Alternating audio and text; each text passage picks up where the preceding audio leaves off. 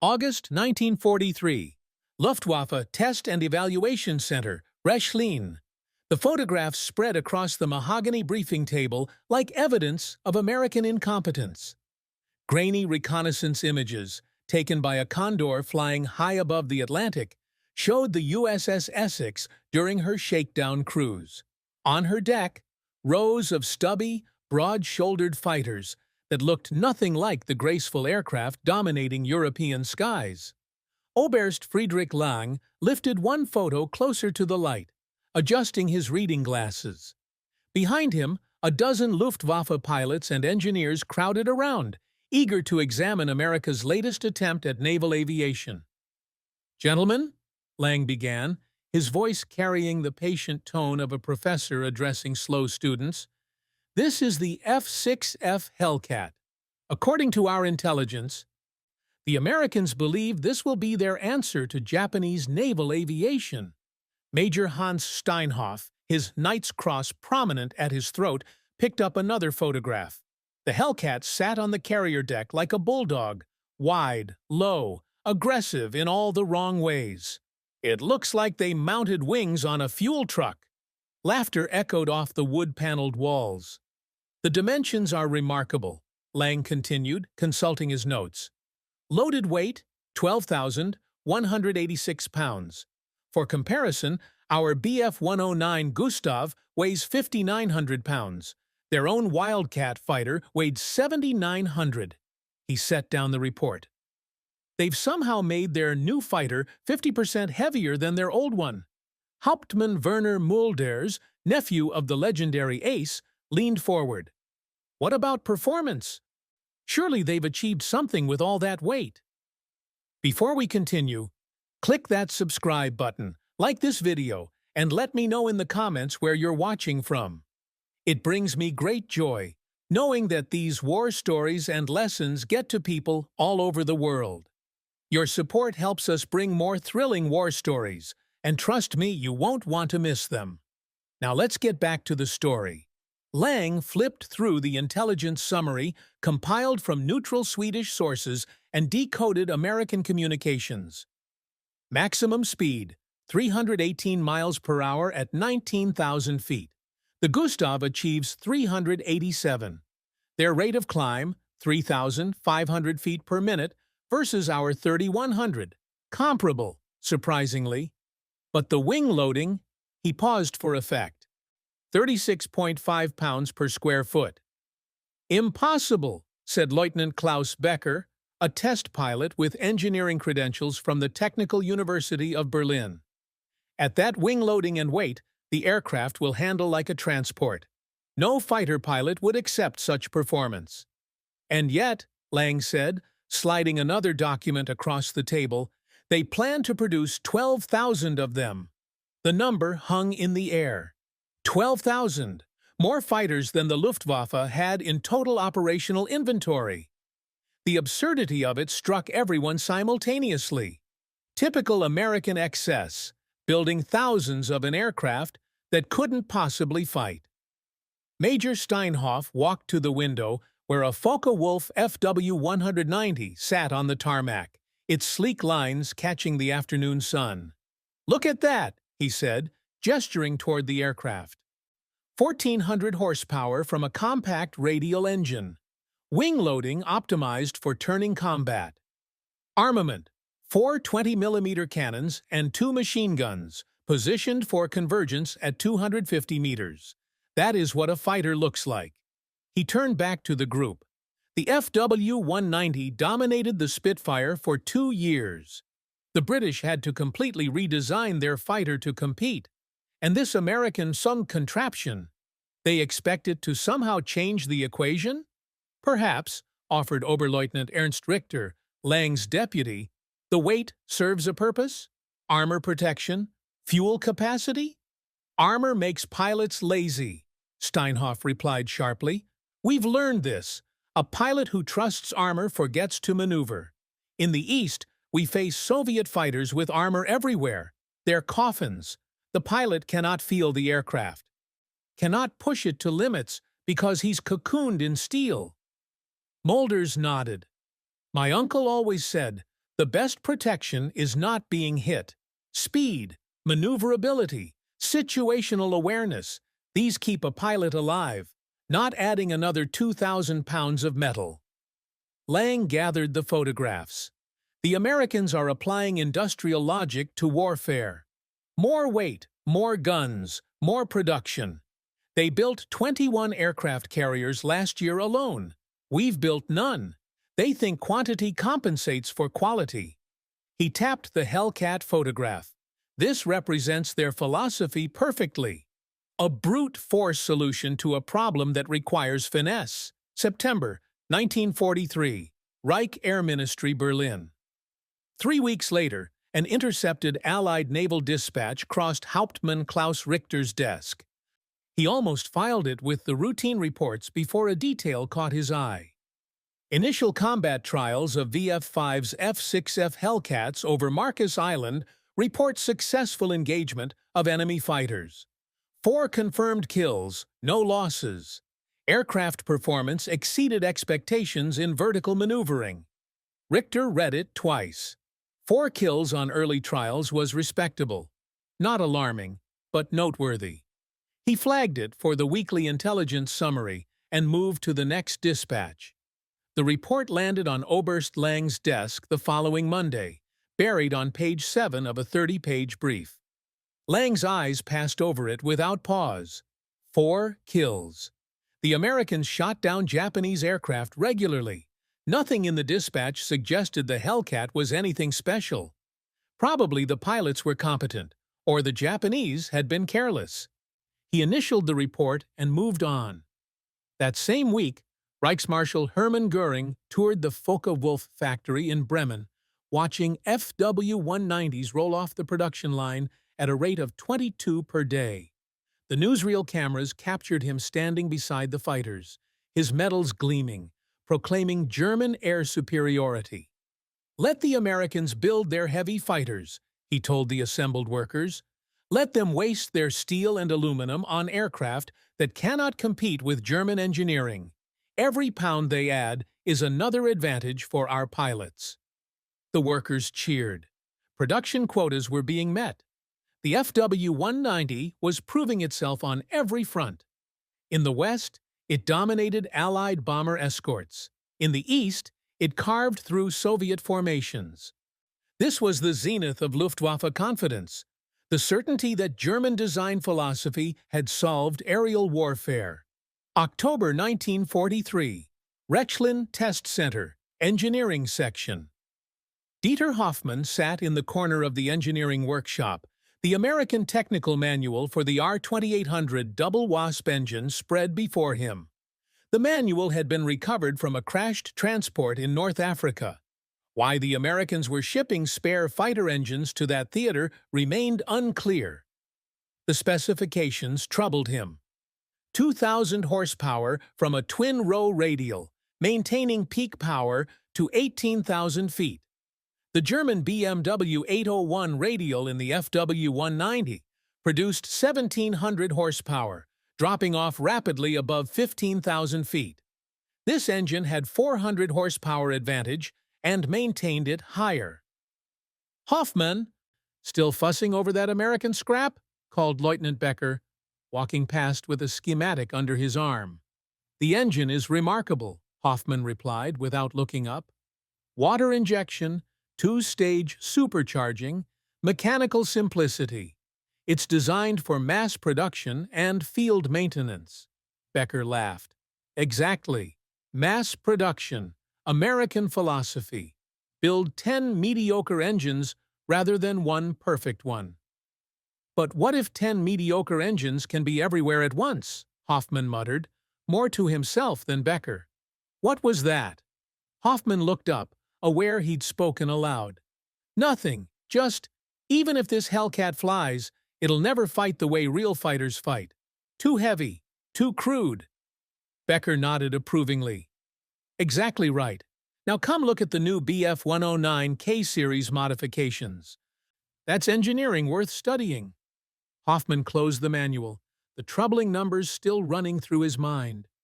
2,000 horsepower, 12,000 pounds, 6 heavy machine guns. What kind of fighter ignored turning performance entirely and built for something else? But he said nothing more.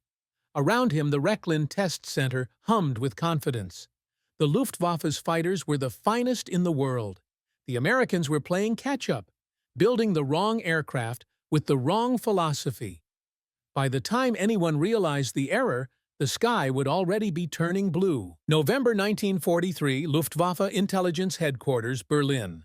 The dispatch from Tokyo arrived via encrypted cable through the German embassy, translated from Japanese by the morning shift. Hauptmann Klaus Richter read it standing up. Coffee forgotten on his desk. Wake Island Engagement, November 5th. Imperial Naval Air Service, 252nd Air Group, reports engagement with estimated 20 F6F type fighters from American Carrier Task Force. Results: 14 A6M fighters lost, 3 damaged beyond repair. Enemy losses: 2 confirmed, possibly 4. Request immediate tactical guidance. Richter set down the page, picked it up again, checked the date. 7-1 losses. The Zero, the fighter that had dominated the Pacific for 2 years, had been mauled. He walked the dispatch directly to Oberst Lang's office. Lang read it twice, his expression shifting from skepticism to confusion. 7-1. The Japanese must have been surprised. Caught at low altitude, perhaps. There's more, Richter said quietly, placing 3 additional reports on the desk. Tarawa, November 19th. 9 Zeros down. 1 Hellcat lost. Rabaul, November 11th. 16 Japanese aircraft destroyed in 20 minutes. 2 American losses, both to ground fire. This can't be accurate, Lang said, but his voice had lost its certainty. The Zero is one of the finest fighters in the world. We've studied captured examples. The range, the maneuverability. I thought the same. Richter opened a folder. I've compiled every engagement report we've received since September. 37 separate actions. The average loss ratio. He paused. 11-1 in favor of the Hellcat. The number sat between them like a grenade. Get Major Steinhoff, Lang said, and Molders. Assemble everyone from the Rechlin assessment team. November 28, 1943. Emergency analysis session. 12 officers crowded into the intelligence briefing room. The maps of the Pacific Theater covering one entire wall. Red pins marked Hellcat engagements. There were too many pins. Richter stood at the front, pointer in hand. Gentlemen, we have a problem. The F6F Hellcat is not performing as we predicted. Major Steinhoff interrupted. The Japanese are simply flying poorly. Their pilot quality has declined since. The Japanese pilots are not the variable. Richter cut him off, tapping a document. This is a combat report from Warrant Officer Hiroyoshi Nishizawa. Their third highest scoring ace with 71 confirmed kills. His assessment of the Hellcat. He read aloud. This aircraft does not fight. It executes. Our tactics mean nothing. When we turn, it climbs. When we climb, it is already above us. When we dive away, it follows and shoots us apart. I have never felt hunted before. The room went silent. Lieutenant Becker spoke carefully. Perhaps the Americans have finally trained their pilots properly. Better tactics, better discipline. That would explain improved performance, Lang said. Not 11-1 ratios, not a 71 kill ace describing his aircraft as prey. Richter moved to the next board, where he'd posted technical specifications. We dismissed the Hellcat's weight as a liability, but look at what that weight provides. Self-sealing fuel tanks that prevent fires, armor that allows pilots to press attacks through defensive fire, structural strength that permits high-speed dives beyond what a Zero can follow. He tapped another section. The engine. 2,000 horsepower versus the Zero's 1,130. The Hellcat doesn't turn with the Zero. It doesn't have to. It climbs above it, dives through it, and if pursued, extends away at speeds the Zero cannot match. "So it's a boom and zoom fighter," Mulders said, "like our own FW-190 tactics against the Spitfire. Dive, attack, extend. Nothing revolutionary." "Except," Richter countered, "the FW-190's tactics work because we maintain local air superiority through attrition. We lose aircraft. We lose pilots. The Americans—" He pulled another report. In the Gilbert Islands campaign, 2 weeks of continuous operations, VF-2 aboard USS Enterprise flew 164 combat sorties. They lost 3 aircraft total, 1 to ground fire, 2 to operational accidents, 0 combat losses. The implications crystallized in the silence. An American fighter squadron could sustain continuous operations without losses, could press attacks knowing their aircraft would bring them home, could train their pilots through actual combat because the pilots survived to learn. "They've removed risk from the equation," Lang said slowly. "The Hellcat isn't just a fighter. It's a pilot survival system that happens to have guns." December 12, 1943. Japanese Naval Liaison Visit. Commander Minoru Genda arrived at Tempelhof with none of the confidence he'd carried during his last visit in 1942. Then he'd been the tactical genius who planned Pearl Harbor, welcomed as a conquering hero. Now his uniform hung looser, his face drawn. The private meeting with Lang and Richter lasted 3 hours. No minutes were kept, but Richter's personal diary, recovered after the war, captured the essence. Genda spoke as a man watching his life's work dissolve. "The Zero," he said, "is being erased from the sky. Not defeated in fair combat, but systematically eliminated." He described Hellcat tactics, coordinated divisions where one element baits Japanese fighters into turning combat, while another element positions for diving attacks. When Zeros scatter, the Hellcats pursue individually, their speed and durability allowing them to hunt our allies alone. He used a phrase I cannot forget. "They do not fight like warriors. They fight like accountants. Every maneuver calculated for maximum return, minimum risk." Our Bushido means nothing against their mathematics. When I asked about counter-tactics, he looked at me with empty eyes. "There are no counter-tactics. We can only try to damage them before they kill us." But with their armor, their self-sealing tanks, their redundant systems, even when we hit them, they survive. And we do not. The meeting ended without ceremony. Genda left for Tokyo the next morning. In 6 months, his carefully crafted carrier strike force doctrine would be shattered at the Philippine Sea. December 1943. Rechlin Engineering Workshop. Dieter Hoffmann stood before the assembled engineering team, the American R-2800 engine manual open beside a blackboard covered in calculations. "We need to stop thinking of the Hellcat as a fighter," he said. "It's a weapons platform. The entire design prioritizes bringing 650 caliber machine guns to the battlespace and keeping them there. Everything else, the weight, the armor, the engine power, serves that single purpose." He drew a diagram. "When a Zero and a Hellcat meet, the Japanese pilot thinks, 'I must outmaneuver him.' The American pilot thinks, 'I must position my guns.' One is thinking tactically, the other is thinking industrially. And the industrial approach is winning," Lang said from the back of the room. "Decisively," Hoffmann agreed. Outside, snow began to fall on the Rechlin airfield, settling on the wings of Messerschmitts and Focke-Wulfs. Beautiful aircraft, engineered for a kind of war that was already ending.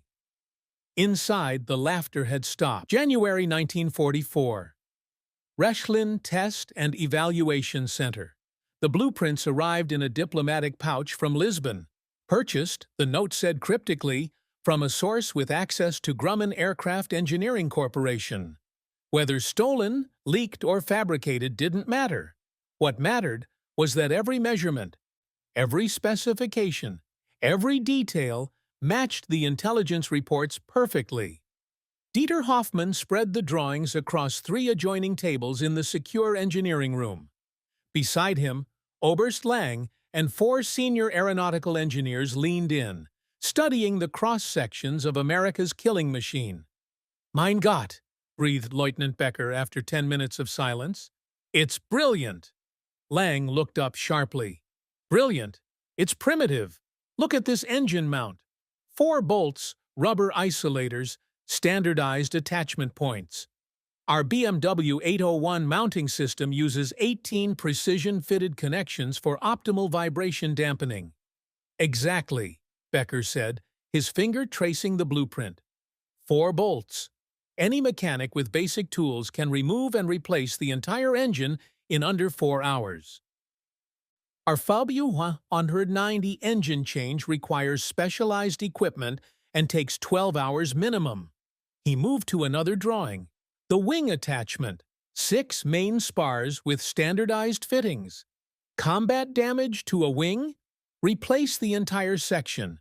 Our fighters require riveting, realigning, stress testing.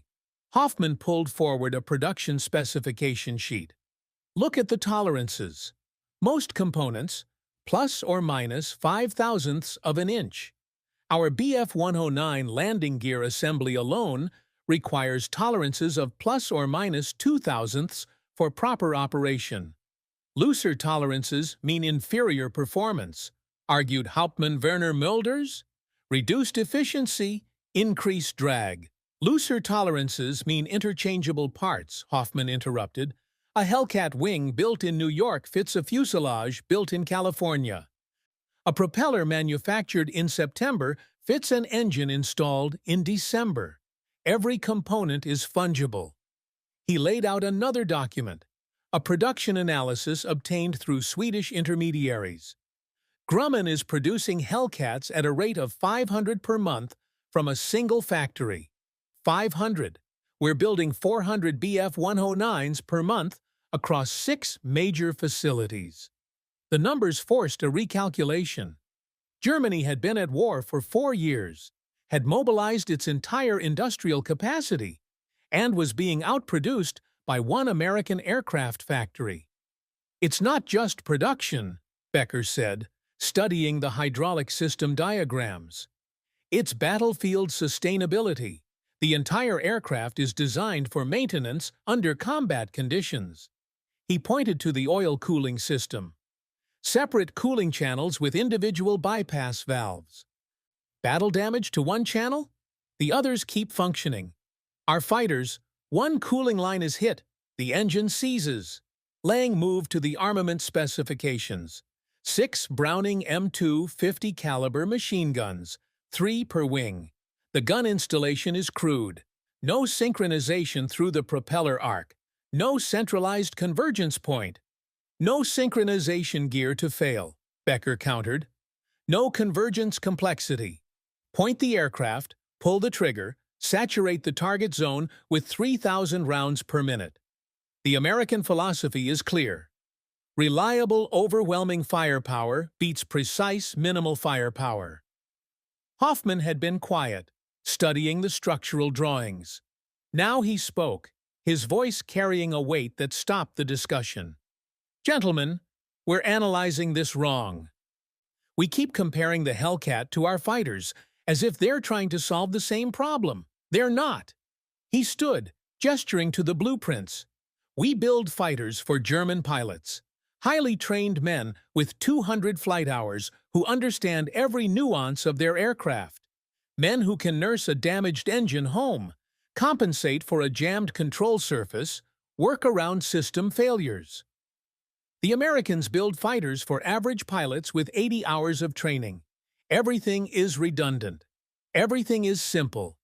Everything is designed so that a barely trained 20-year-old can climb in, take off from a moving carrier deck in the middle of an ocean, fly 300 miles, fight a battle, and return home safely." He tapped the armor protection diagrams. "We see this armor as waste, 250 pounds that could be performance. They see it as pilot retention. A German pilot is shot down, we've lost months of training, years of experience. An American pilot is shot down. He has enough armor to survive, ditch near a destroyer, and return to duty within days. February 1944. Production Analysis Brief. Major Hans Steinhoff stood before the assembled Luftwaffe General Staff, the reality he was about to present sitting heavy in his gut. The Americans will produce 12,000 F6F Hellcats by the end of 1944, he began. Our current Bf-109 production projects to 6,000 for the same period. But these numbers obscure the real disparity. He advanced to the next slide. Maintenance and attrition data. A Bf-109 requires 42 man-hours of maintenance per flight hour. The Hellcat requires 11. Our fighter achieves 60% operational readiness on average. The Hellcat, 87%. The mathematics were brutal. 12,000 Hellcats at 87% readiness meant 10,440 aircraft available for combat at any moment. 6,000 Bf-109s at 60% readiness meant 3,600 aircraft. But it's worse, Steinhoff continued. When we lose a Bf-109 to combat damage, we salvage what we can. Instruments, guns, sometimes engine components, and build a new aircraft around them. 6 to 8 weeks until replacement. When the Americans lose a Hellcat, they have replacement aircraft already built, stored at forward bases. Turnaround time, 72 hours. They're not salvaging. They're not rebuilding. They're replacing. Reichsmarschall Göring interrupted. This is unacceptable. Our workers are the finest in the world. German engineering is producing masterpieces, Steinhoff said carefully.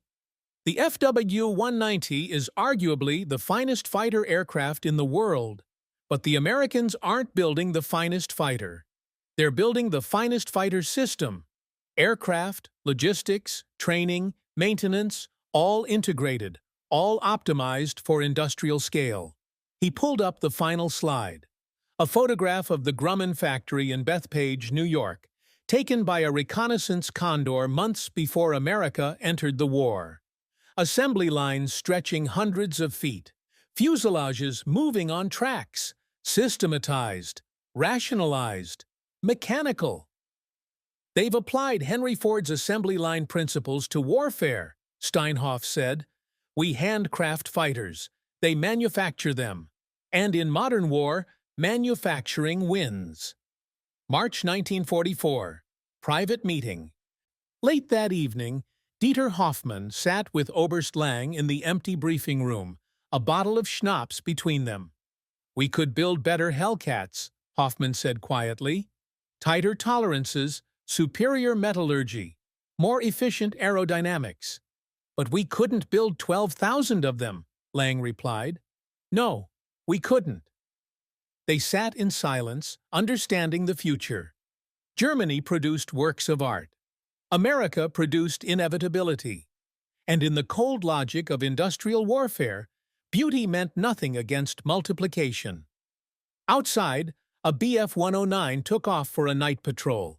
Its DB-605 engine singing precisely, perfectly, irreplaceably. Inside, two engineers finally understood they were watching the end of their world. June 25, 1944. Luftwaffe Intelligence Headquarters, Berlin. The telex machine had been chattering for hours, transcribing the encrypted Japanese naval dispatch from Combined Fleet Headquarters. Hauptmann Klaus Richter tore off the final sheet at 0400 hours, read it standing under the single desk lamp, and felt something fundamental break inside him. Battle of Philippine Sea, June 19 to 20. Imperial Naval Air Force commits 373 carrier aircraft against American Task Force 58. Results? 243 aircraft lost first day, 107 second day. Total, 350 aircraft destroyed. American losses, 30 confirmed. The ratio was beyond comprehension. Not 11-1, not even 15-1, nearly 12-1 in a single engagement. He walked the report directly to Oberst Lang's residence. Protocol be damned. Lang answered the door in his robe, took one look at Richter's face, and said simply, "How bad?" The Japanese carrier air force no longer exists. By 800 hours, every senior Luftwaffe officer in Berlin had read the Philippine Sea Report. The emergency staff meeting convened without formal orders. Men simply appeared, drawn by the gravity of what had happened in the Pacific. Major Hans Steinhoff stood at the map, red pins marking the battle. 350 aircraft, gone, in 2 days. His voice was hollow. Japan trained those pilots for years. The carriers, the aircraft, the doctrine, all of it erased. The Hellcats? Someone asked. F6F Hellcats primarily, with Grumman F6F5 fighter bombers in support. The Americans committed 450 fighters.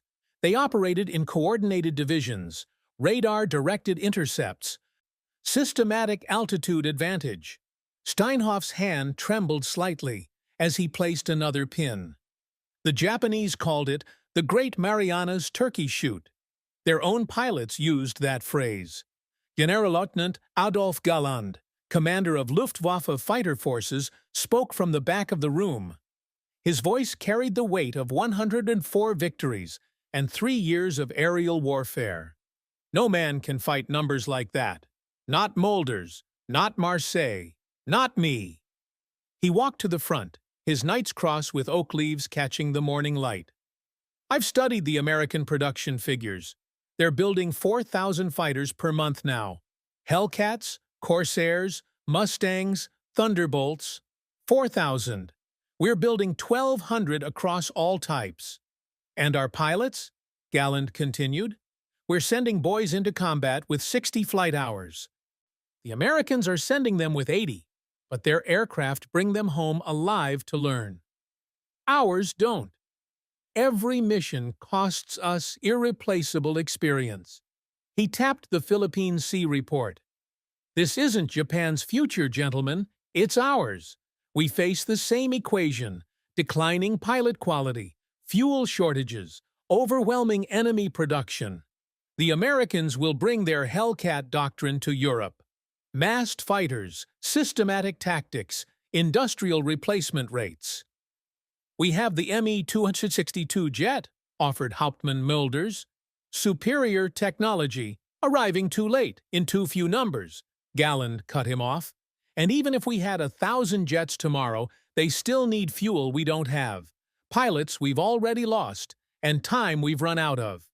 July 1944. Pilots' Mess, Rachlin. The combat veterans drank in silence that evening. The Philippine Sea Report, circulating like a funeral notice.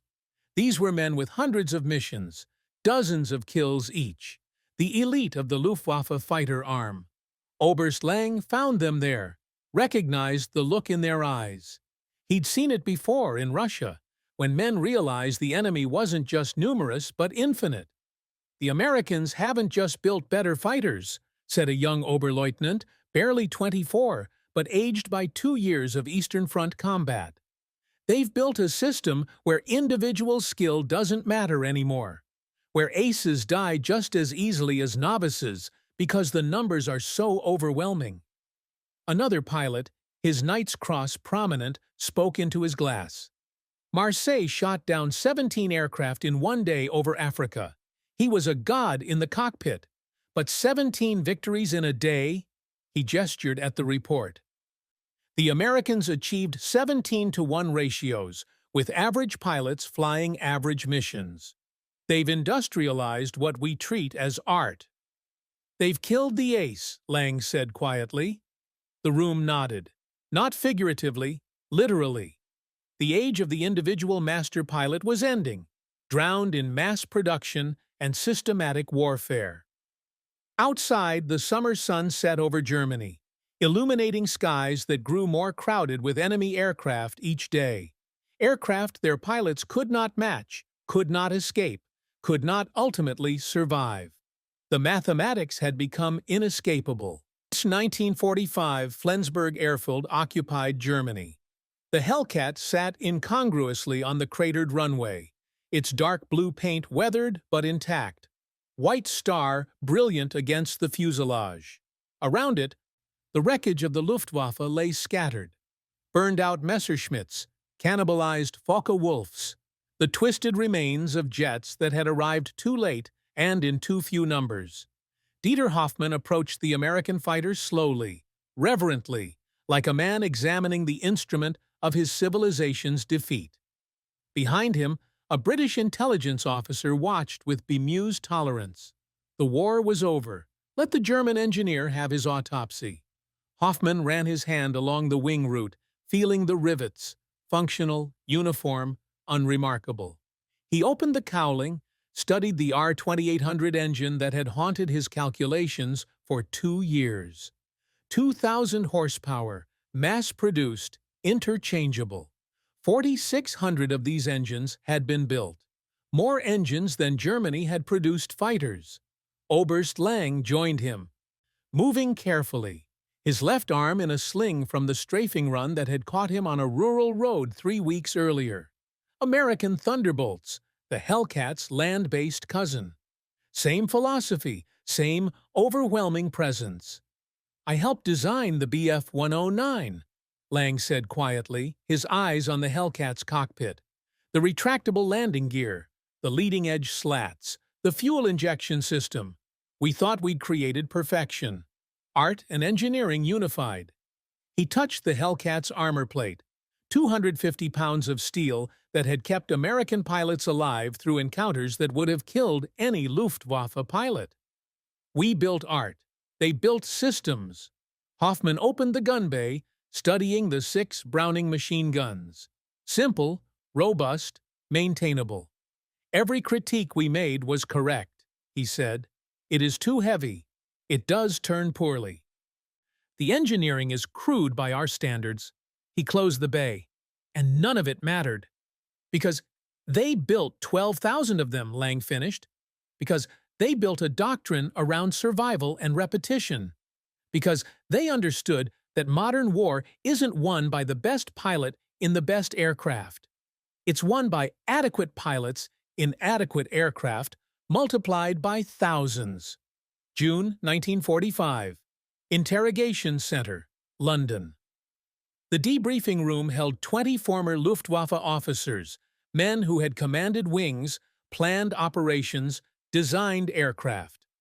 The Allied intelligence officer's question was simple. What did we do right? General Lieutenant Adolf Gelland answered, his voice carrying none of its former authority. "You industrialized warfare. You created systems where we created weapons. Your Hellcat wasn't just a fighter. It was a component in a machine that included carriers, logistics, training, replacement, doctrine, even pilot rescue. Everything integrated." He paused, choosing words carefully. "We believed war was about quality, the superior aircraft, the exceptional pilot, the perfect tactic. You proved war is about systems, the sustainable aircraft, the replaceable pilot, the repeatable tactic. We made heroes. You made mathematics."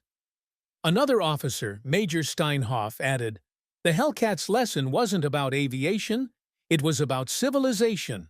You showed that a society organized for industrial production, for systematic logistics, for democratic redundancy, would defeat societies organized around craftsmanship, individual excellence, and hierarchical precision." In the end, Steinhoff continued, "The F6F Hellcat proved that victory belongs not to the nation that builds the best weapon, but to the nation that can build good enough weapons faster than the enemy can destroy them." July 1945, Hoffmann's journal. Dieter Hoffmann wrote by candlelight in the ruins of Berlin his final technical assessment of the aircraft that had helped end his world. The F6F Hellcat was never meant to be beautiful or exceptional or revolutionary. It was meant to be enough and to be everywhere. In this, it achieved perfection of a kind we never understood. We built instruments for virtuosos. They built instruments for an orchestra. We created poetry. They created industrial production. And when poetry faced production at scale, poetry burned. The Hellcat's true genius wasn't engineering. It was philosophical. It embodied the American understanding that in total war, sustainability defeats excellence, multiplication defeats mastery, and systems defeat art. We learned too late what the Japanese learned in the Pacific. You cannot defeat a nation that turns warfare itself into an assembly line. The Hellcat wasn't an aircraft. It was a theorem, proven in blood and fire, that the future belongs to those who industrialize precision. Outside his window, American trucks rumbled past, carrying supplies in volumes Germany could never have imagined. The lesson was complete.